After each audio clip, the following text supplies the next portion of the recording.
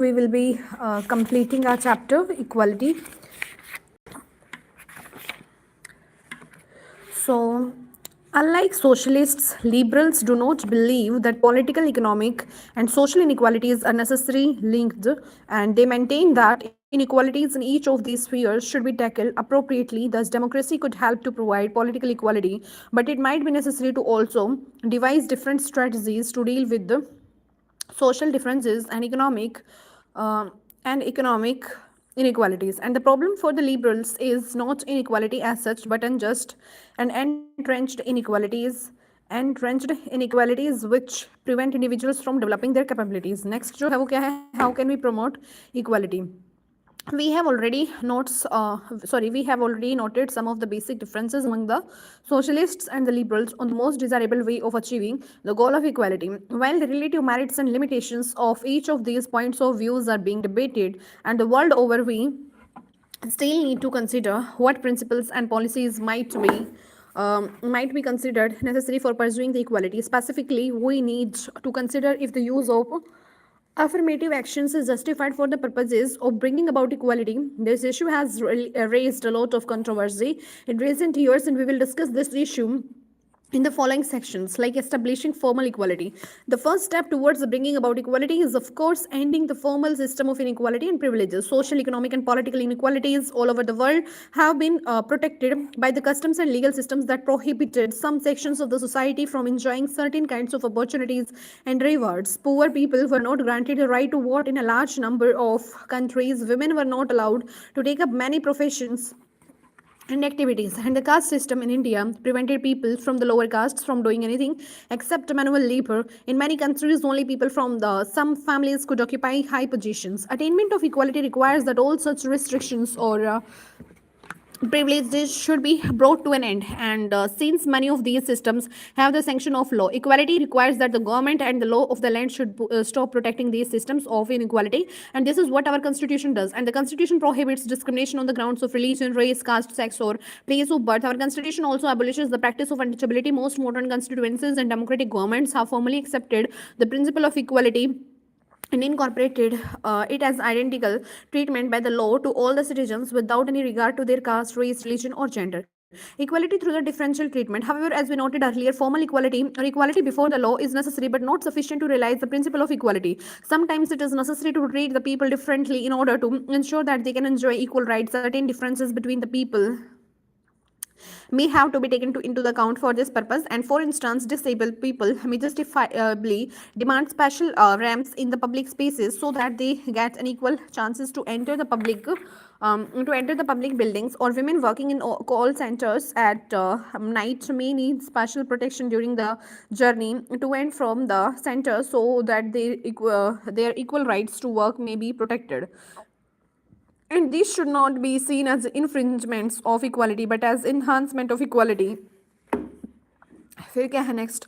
Make a list of all the facilities that students with various kinds of physical handicaps would need to learn as any other student. Which of these facilities are available in your school?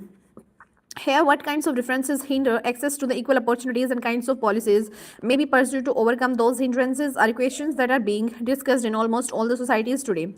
Some countries have used policies of affirmative action to enhance the equality of opportunity. In our country, we have relied on the policy of reservation. In the next section, we will be attempting to understand the idea of affirmative action and understand some of the issues raised by the specific policies within that framework. And next, जो है वो है affirmative action.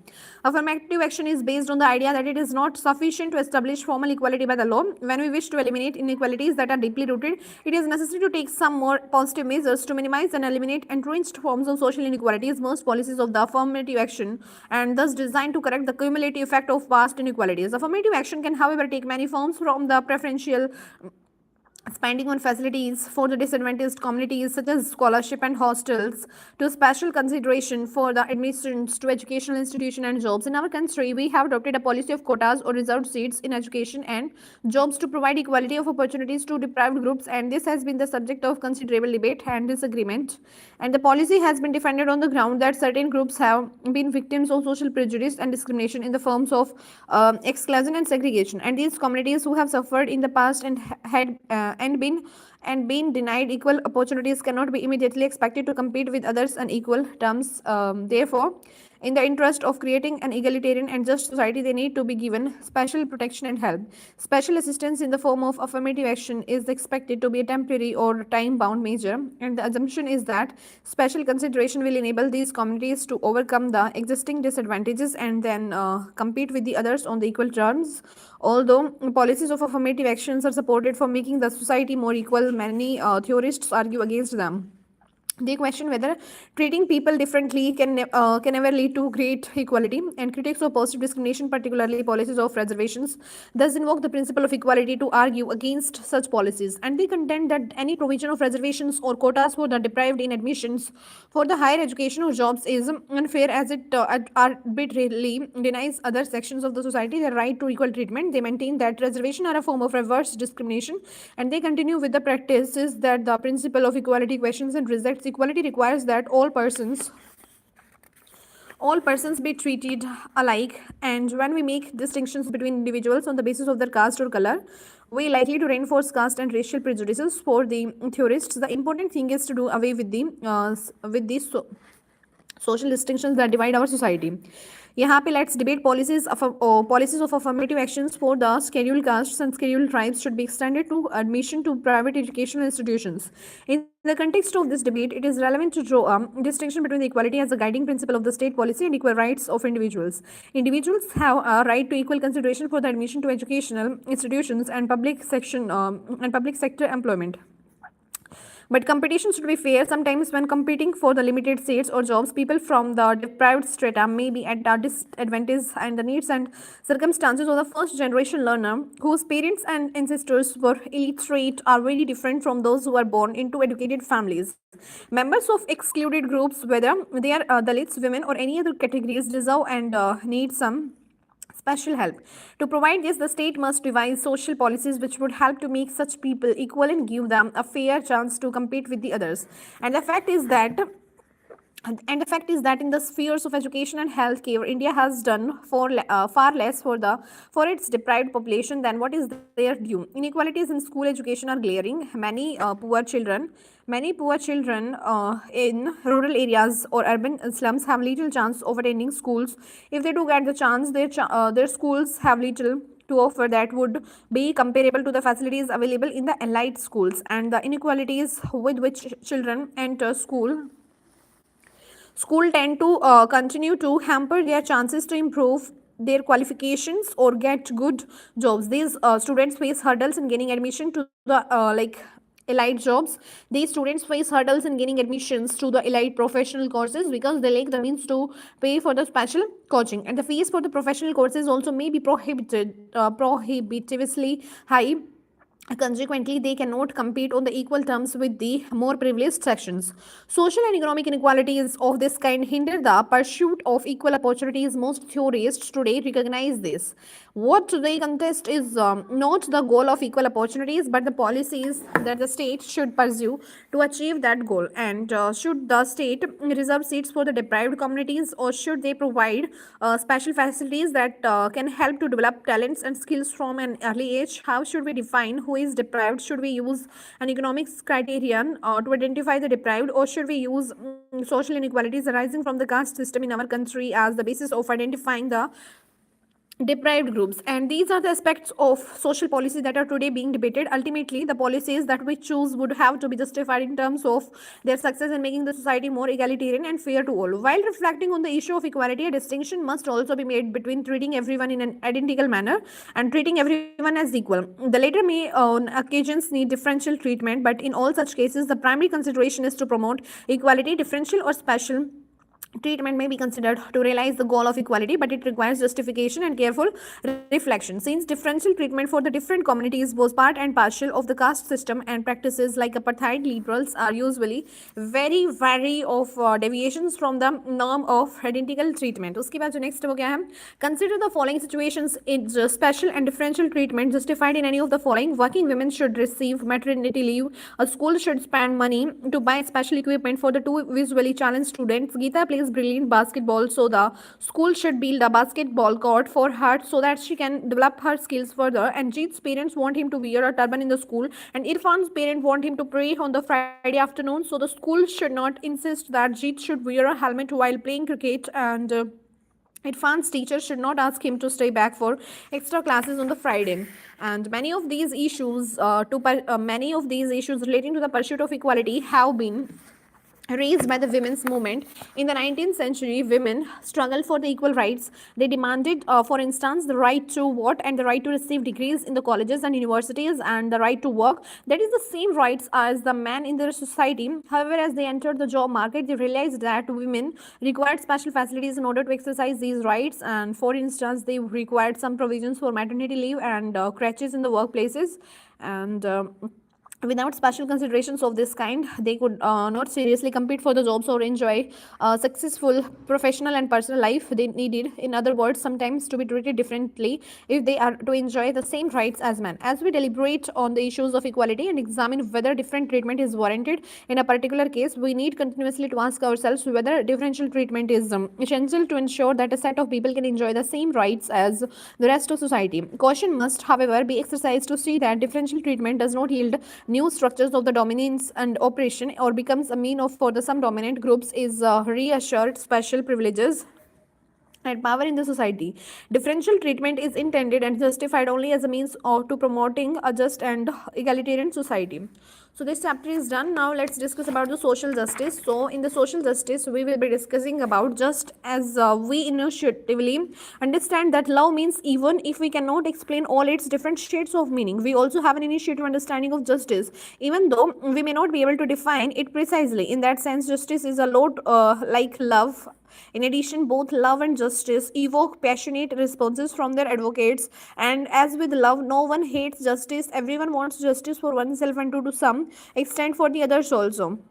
But unlike love, which is an aspect of our relationship with the few people whom we know well, justice concerns our life in the society and the way in which public life is ordered and the principles according to which social goods and social duties are distributed among the different members of the society. As such, questions of justice are of central importance for the political. After going through this chapter, you should be able to identify some of the principles of justice which have been put forward in different societies and at different periods of time. Explain what is meant by the distributive justice and discuss John Rawls' argument that a fair and just society would be in the interest of all the members and could be defended on the rational grounds. उसके बाद जो next वो क्या है, what is justice? Here we are going to discuss. They say that to do injustice is by nature good, to suffer injustice evil, but that the evil is greater than the good. And so when men have both done and suffered injustice and have had experience of both not being able to avoid the one and obtain the other, they think that they had better agree among themselves to have neither. Hence, there arise laws and mutual covenants, and that which is ordained by law is termed by them lawful and just. And Glaucon to Socrates in the Republic ये बात की गई है.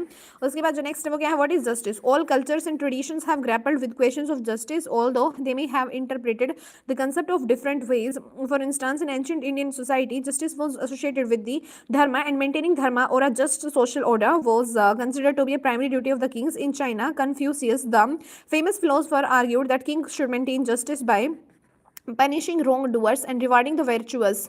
In 4th century BC, Athens, Greece, Plato discussed issues of justice in his book The Republic, and through a long dialogue between Socrates and young friends Glaucon and Menards, Plato examined why we should be concerned about justice. The young people asked Socrates why we should be just, and they observed that people who were unjust seemed to be much better than those who were just, and those who twisted rules to serve their interests, avoided paying taxes, and were willing to lie and be deceitful were often more successful than those who were truthful and just. If one were smart enough to avoid being caught, then it would seem that being unjust is better than the being just. You may have heard people expressing similar sentiments even today. Socrates reminds these young people that if everyone were to be unjust, if everyone manipulated rules to suit their own interest, no one could be sure of benefiting from injustice, and nobody would be secure, and this was likely to harm all of them. Hence, it is in our own long-term interest to obey the laws and be just. Socrates clarified that we need to understand clearly what justice means in order to figure and why it is important to just. He explained that justice does not only mean doing good to our friends and harm to our enemies or pursuing our own interests. Justice involves the well-being of all the people. just as doctor concerned with the well-being of his or her patient, similarly the just ruler or the just government must be concerned with the well-being of the people. Ensuring the well-being of the people includes giving each person his due. The idea that justice involves giving each person his due continues to be an important part of our present day understanding of the justice. However, our understanding of what is due to a person has changed from the time of Plato, and today our understanding of what is just is closely linked to our understanding of what is due to each person as a human being. And according to the German philosopher Immanuel Kant, human beings possess dignity. If all persons are granted dignity, then what is due to each of them is that they have the opportunity to develop their talents and pursue their chosen goals. Justice requires that we give due and equal consideration to all the individuals. Now, equal treatment for the equals.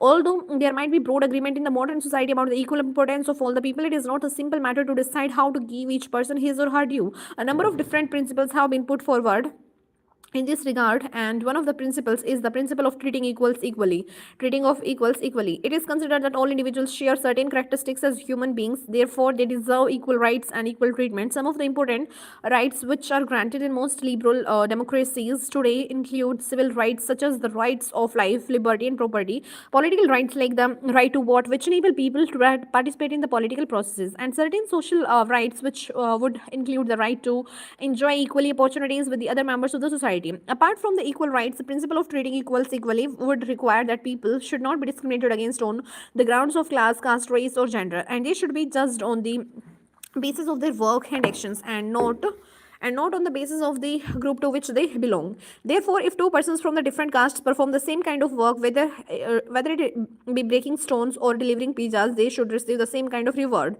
And if a person gets 100 rupees for the same work and another receives only 75 rupees for the same work because they belong to the different castes, then it would be unfair or unjust. Similarly, if a male teacher is in a school gets higher salary than the female teacher, this difference would also be unjustifiable and wrong. Proportionate justice, however, equal treatment is not the only principle of justice, and there could be circumstances in which we might feel that treating everybody equally would be unjust. However, how, for instance, would you react if it was decided in your school that all those who did an exam should get equal marks because they are all the students of the same school and did the same exam?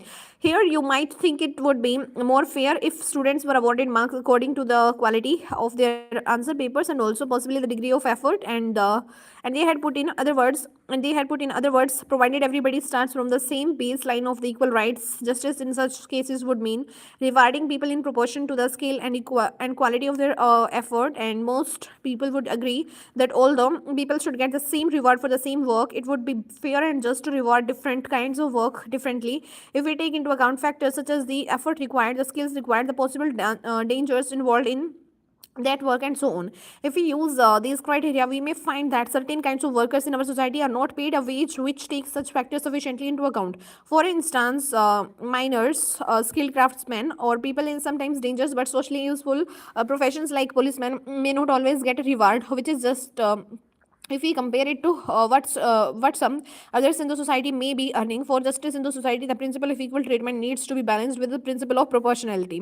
उसके बाद next है recognition of the special needs. The third principle of justice which we recognize is for the society to take into account special needs of the people while distributing rewards or duties, and this would be considered a way of promoting social justice in terms of their basic status and rights as members of the society. Justice may require that people be treated equally, but even non-discrimination between the people and rewarding them proportionality to their efforts might be not be enough to ensure that people enjoy equality in other aspects of their lives in the society, nor that the society as a whole it just.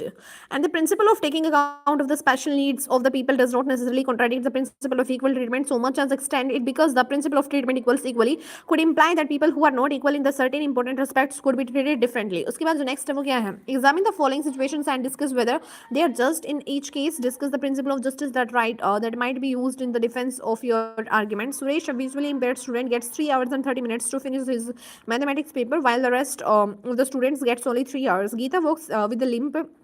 The teacher decided to give her also 3 hours and 30 minutes to finish her mathematics paper. A teacher gives grace marks to the weaker students in the class to boost their morale, and a professor distributes different questions papers to different students based on her evaluation of their capabilities. And there is proposal to reserve 33% of the seats in the parliament for the women. Now, people with the special needs or disabilities could be considered unequal in some particular respect and deserving of the special help, but it is not always easy to get agreement regarding which inequalities of the people should be recognized for the providing them special help. Physical disabilities, age, or lack of access to good education or health care are some of the factors which are considered grounds for the special treatment in the many countries. It is believed that if people who enjoy very different standard of living and opportunities are treated equally in all respects with those who have been deprived of even the basic minimum needs to live a healthy and productive life, the result is likely to be an unequal society, not an egalitarian and just one. In our country, lack of access to good education or health care and other such facilities is often found combined with the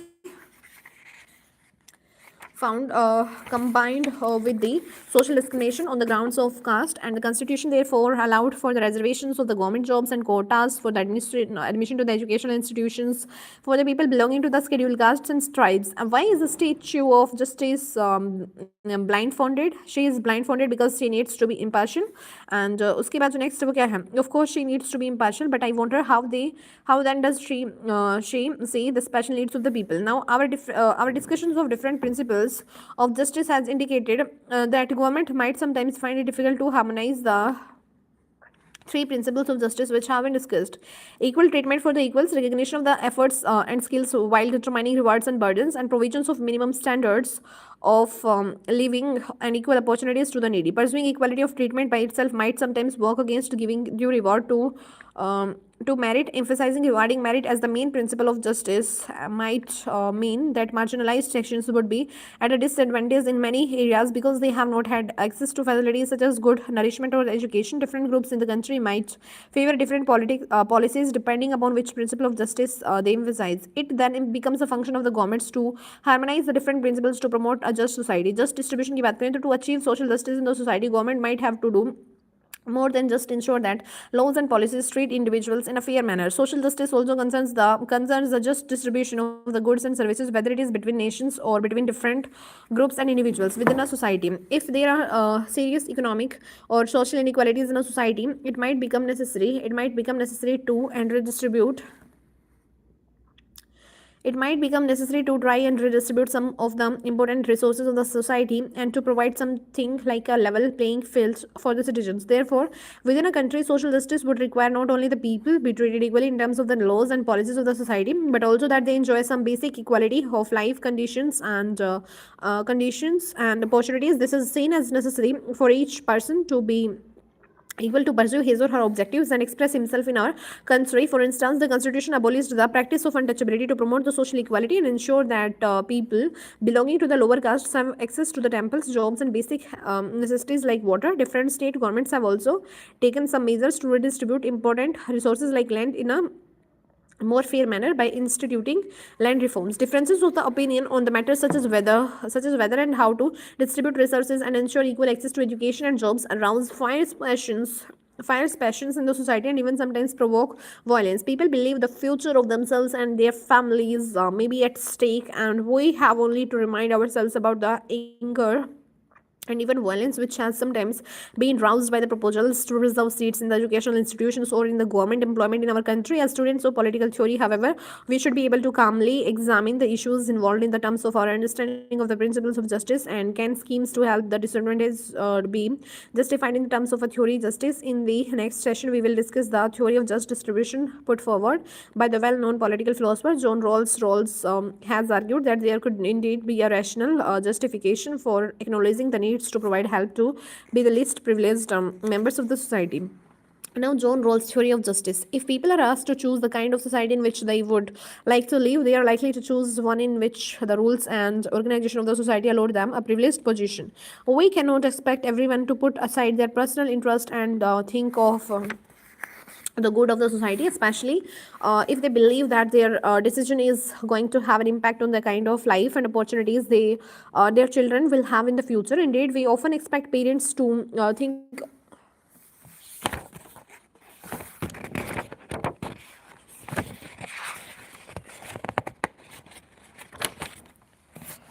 So we were discussing.